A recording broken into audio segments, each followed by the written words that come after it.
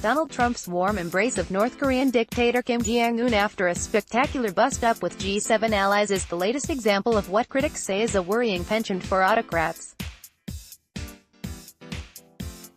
The backslapping, smiles and handshakes in Singapore on Tuesday stood in conspicuous contrast to the furrowed brows and piercing looks of a summit just days before in Canada. Whereas Trump looked tired and annoyed in Quebec, where he was surrounded by leaders of democracies, he could barely have been more relaxed around the lunch table. Kim, a man who oversees industrial-scale human rights abuses and is suspected of ordering the assassination of his own brother last year. "Getting a good picture, everybody," he joked with photographers before sitting down to ice cream with Kim, "so we look nice and handsome and thin."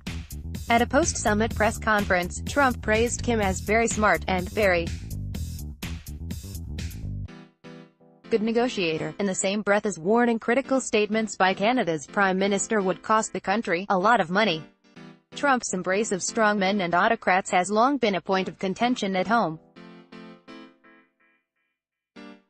He has repeatedly praised Russian leader Vladimir Putin and has voiced admiration for Philippine President Rodrigo Duterte, whose drug policies have resulted in thousands of deaths.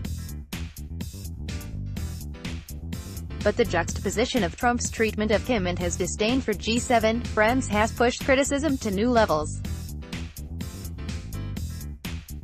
"The president disrespects our closest allies and gives a pass to dictators," said Democratic Congresswoman Nanette Berrigan. "I never thought I would see the day." For Trump's fiercest critics, it is just more evidence of a dangerous predilection for authoritarian figures. How long will you remain silent as President Trump lays ruin to our alliances and tears apart the very fabric of our democracy?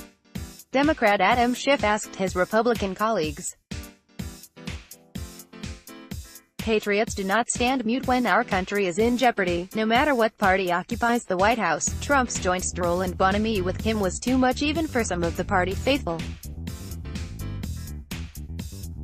"If Obama had had the last 24 hours that Trump has had, the GOP would be demanding his impeachment," said prominent Republican commentator Eric Erickson.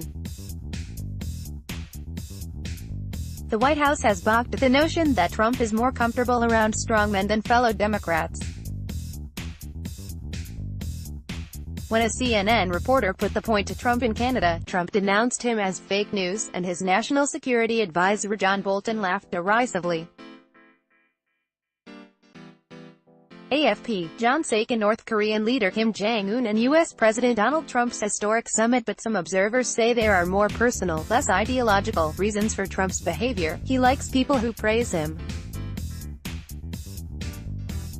The Putins, Kims and Dutertes of the world have been more than willing to lavish praise when needed. Putin has variously called Trump brave for meeting Kim and heralded his business acumen.